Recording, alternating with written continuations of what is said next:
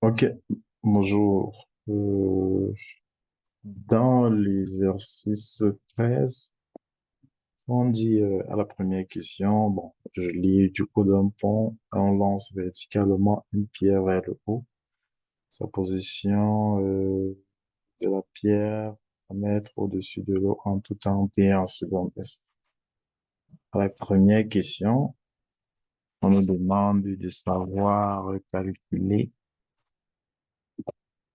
la hauteur du pont duquel est projetée la pierre. Il suffit simplement de calculer au temps zéro.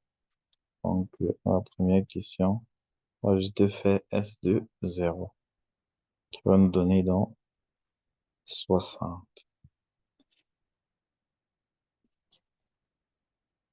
60 mètres, puisque c'est un mètre. La vitesse initiale de la pierre. Il nous faut d'abord trouver la vitesse. Et on sait que la vitesse, c'est la dérivée euh, de la position par rapport au temps.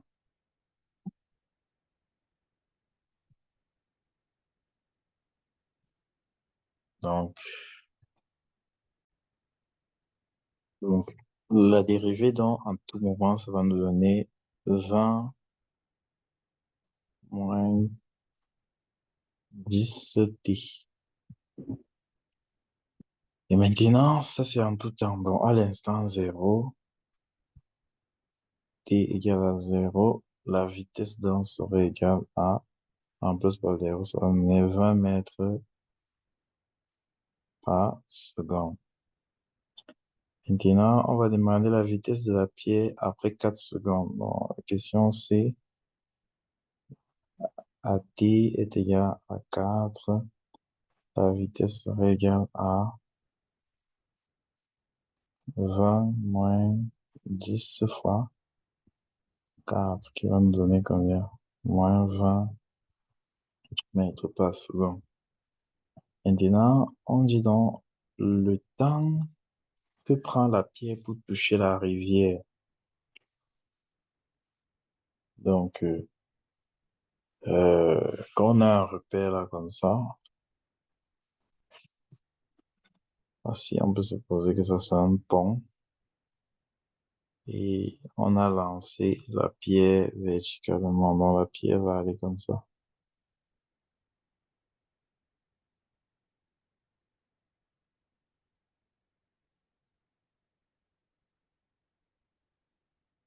Et après, à un certain moment, ça va descendre. Maintenant, on veut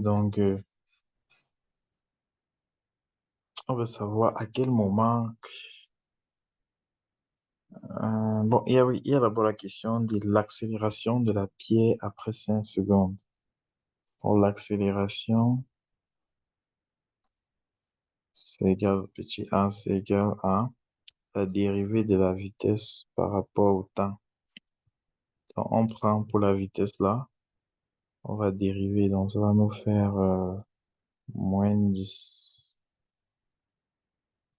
Ça, c'est à tout moment. Moins 10 mètres carrés, on va dire ça comme ça, par seconde.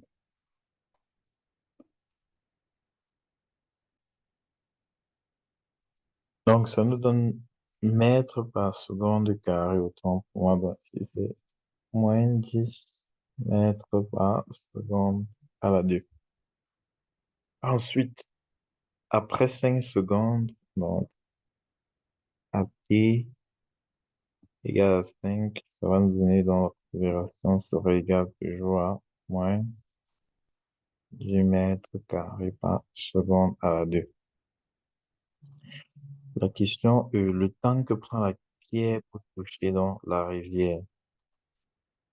Donc, on peut donc pouvoir tirer le temps que ça prend pour prendre la rivière. Donc, on va résoudre ST est égal à 0. Donc, la position de la pierre.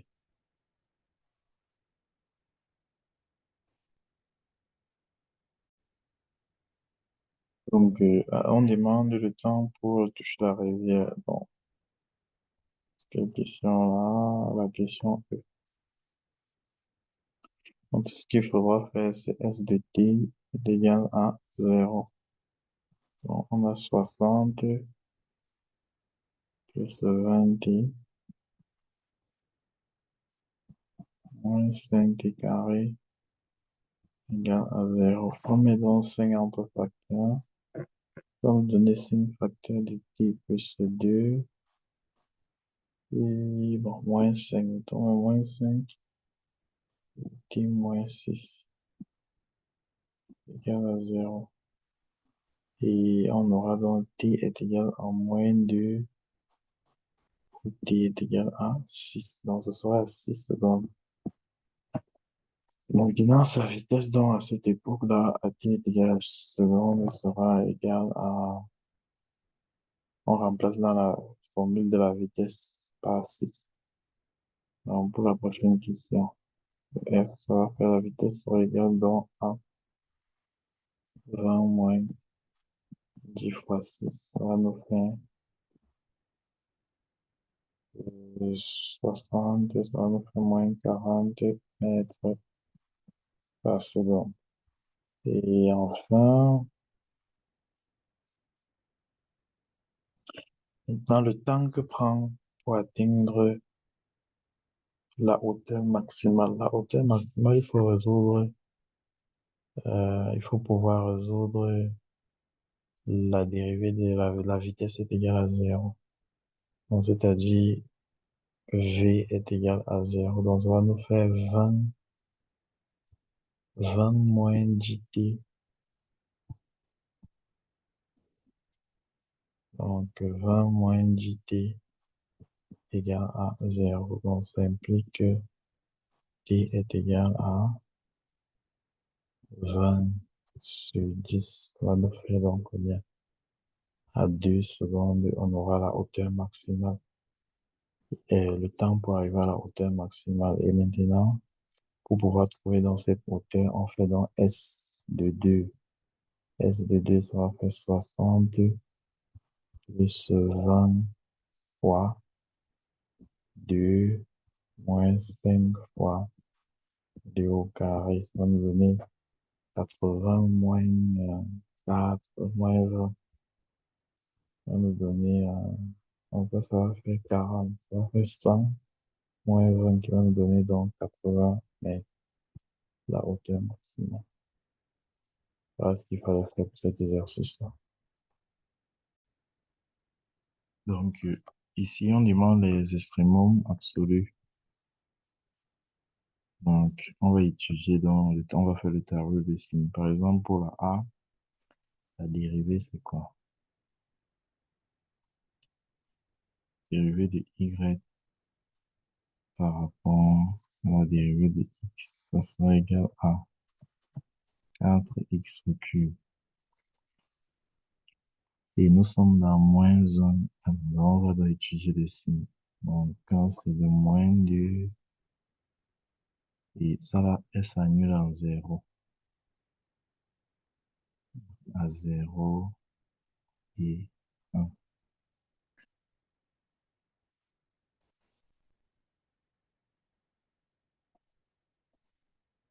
Ça s'annule ici. Et ça, c'est dans la dérivée de Y par rapport à X. Et ça là, c'est Y. En moins 2, ça va me donner combien? Ça va me faire 4 fois 4, ça va me donner le signe là. Avant, c'est négatif, ici, c'est positif. Donc, ici, ça va faire c'est 0.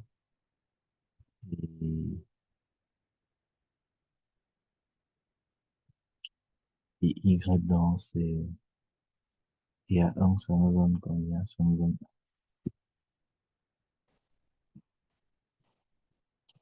On a donc, celui-ci est le maximum et celui-ci est le minimum absolu. Dans le maximum absolu, c'est au point moins 2,16.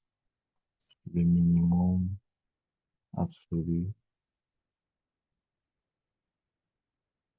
sur 0,00. Pour le deuxième cas, il nous faudra en dériver cela. Comment est-ce qu'on dérive ça? X au carré, euh, x moins x au carré. Donc, on a y égale à 1 moins x au carré,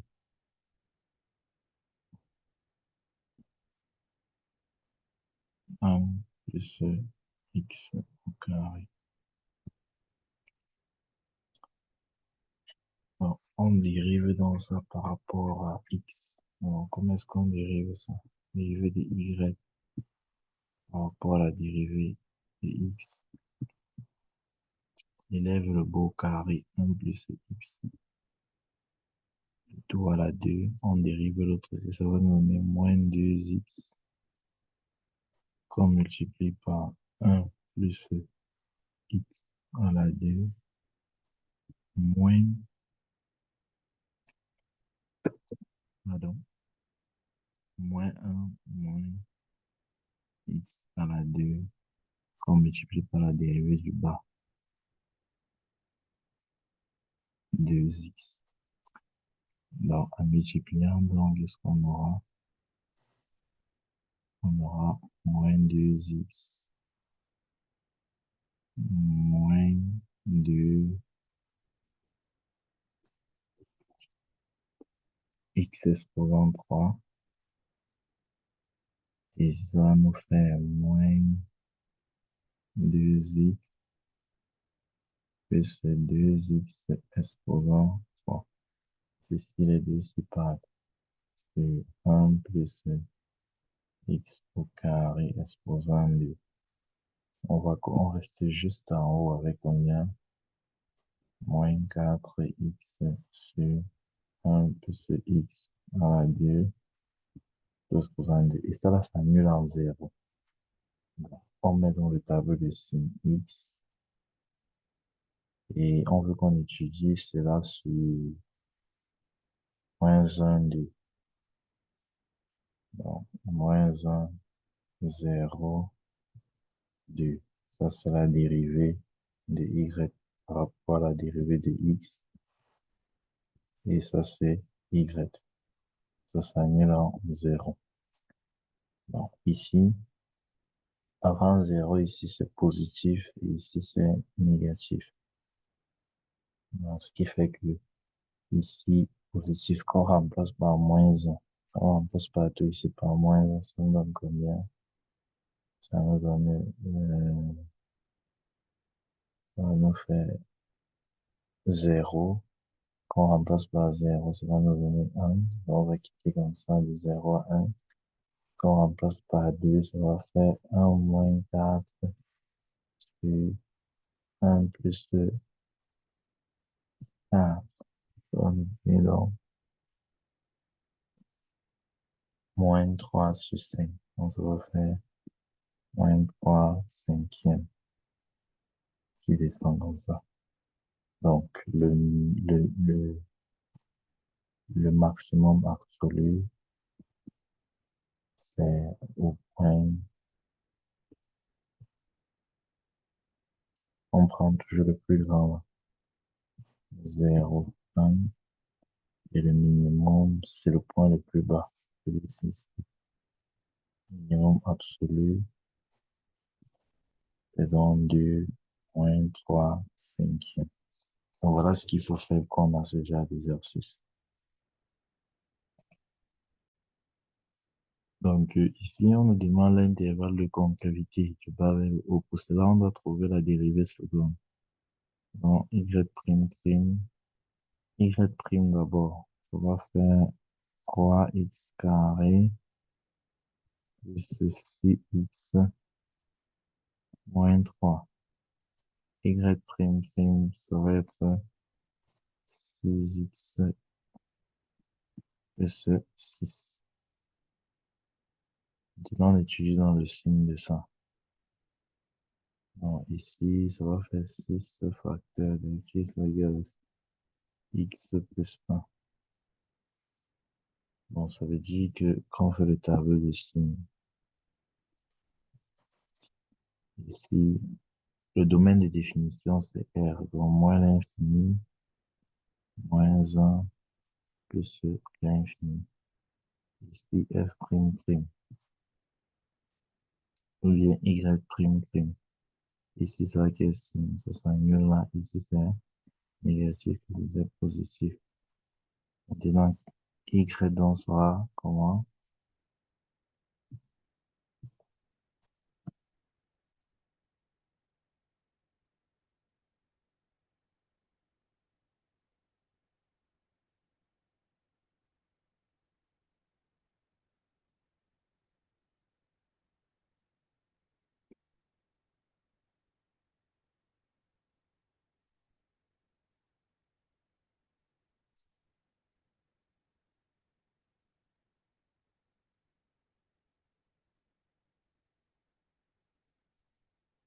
Donc, concave vers le haut, c'est 2.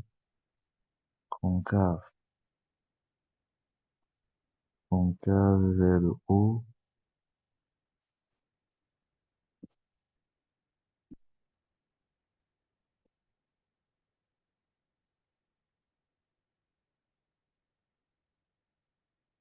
vers le bas.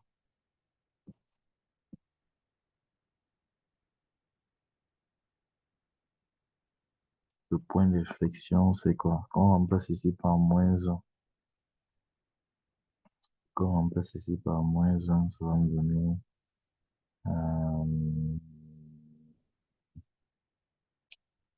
moins 1, ça va me donner moins 1 ici, plus 3,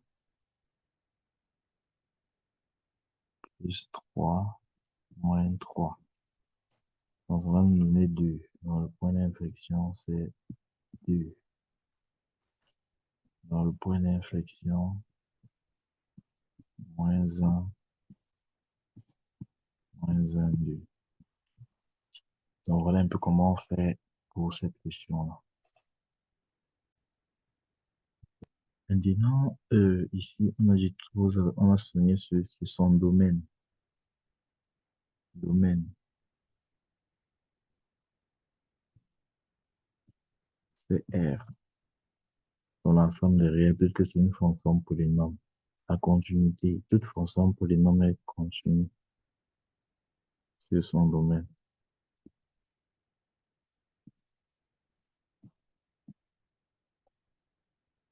R, c'est moins l'infini plus l'infini.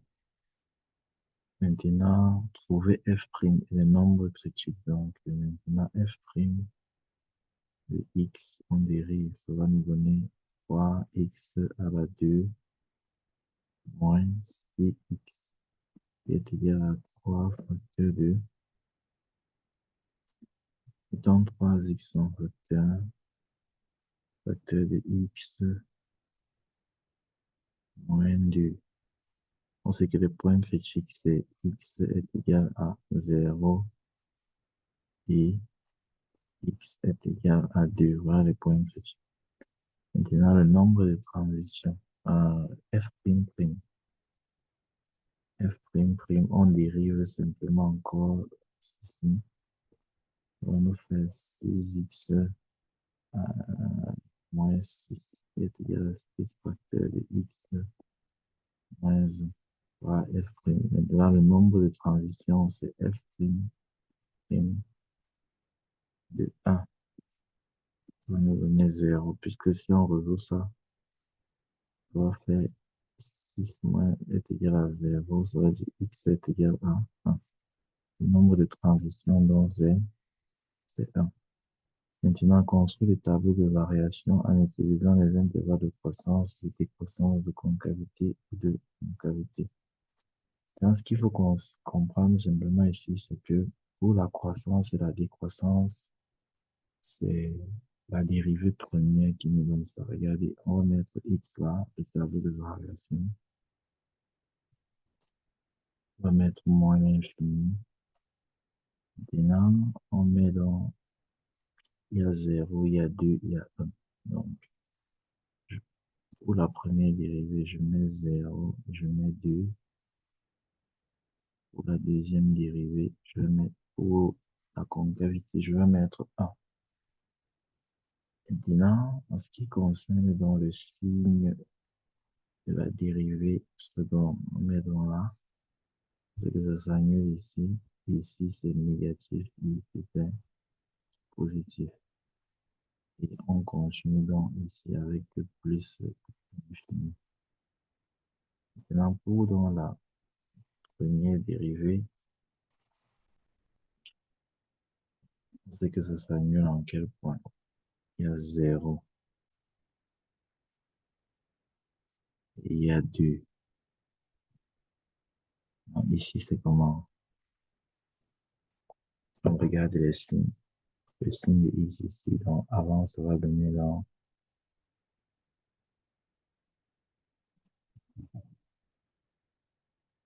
positif, positif, négatif.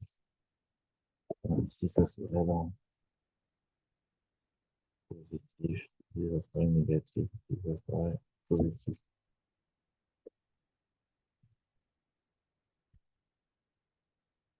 Donc, puisque si on remplace par exemple par moins 1, ça va faire positif. Mais si on remplace peut-être par 4, ça va faire encore positif. Très bien. Donc, ça veut dire que dans l'intervalle moins l'infini à 0, c'est comment? Là, si on met la fonction elle-même en moins l'infini, il faut connaître que en moins l'infini, ça va toujours donner moins l'infini. Et en plus l'infini, ça va donner plus l'infini. Donc, ici, on a moins l'infini. Et en plus l'infini, ça va donner toujours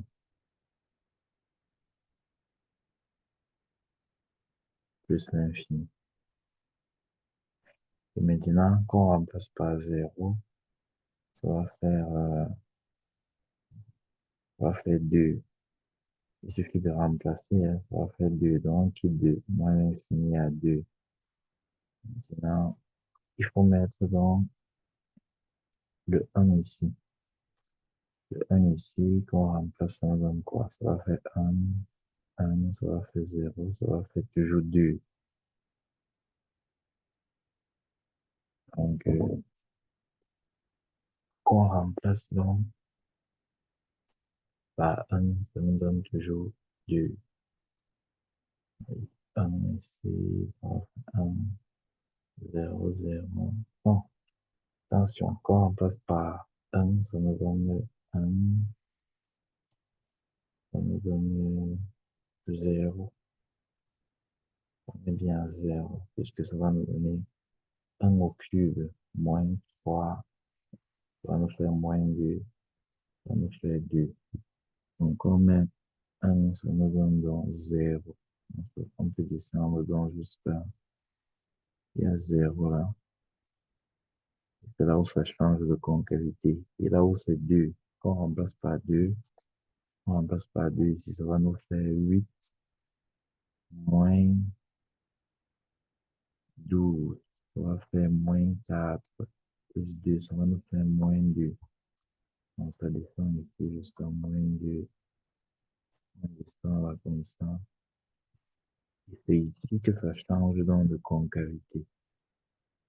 Ici, c'est négatif, ça veut dire que la concavité, vous voyez vous-même comment la concavité fait comme ça. Maintenant, on va quitter de moins 2 et on va monter à plus l'infini. Et ici, la courbe, donc, on se rend compte que la courbe, oui, jusqu'à moins 1 ici, comme ça. La courbe fait comment? Concavité, comme ça. On voilà un peu comment on fait. Il suffit maintenant de dire que du bas vers le haut, du bas vers le droit, voilà ça. Maintenant, voilà, il y a tout ça. Il faut simplement prendre les intervalles. On n'a pas de, voici les points. C'est ce qui nous demande quoi? L'intervalle de croissance. On voit simplement là où la courbe monte. C'est de, voici là où ça monte ici. Et voici là où ça monte encore. Et on prend dans cet intervalle-là. C'est de moins l'infini à zéro. De moins l'infini, zéro, union de 2 à plus l'infini et à la croissance. Maintenant, de zéro à 2 et à la décroissance. Maintenant, on sait que de moins l'infini à un et à la concavité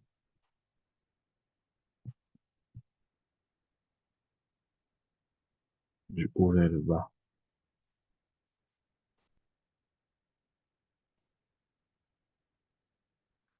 Et de un à plus l'infini, concavité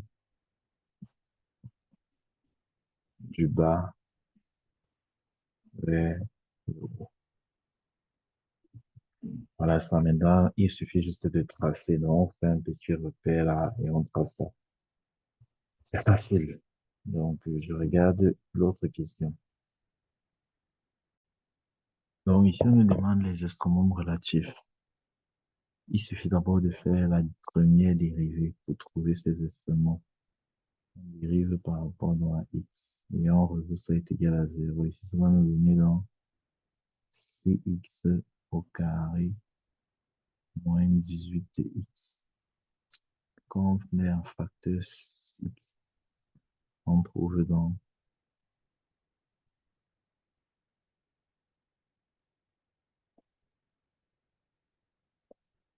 on trouve donc, euh, bon, ça c'est en utilisant la première dérivée.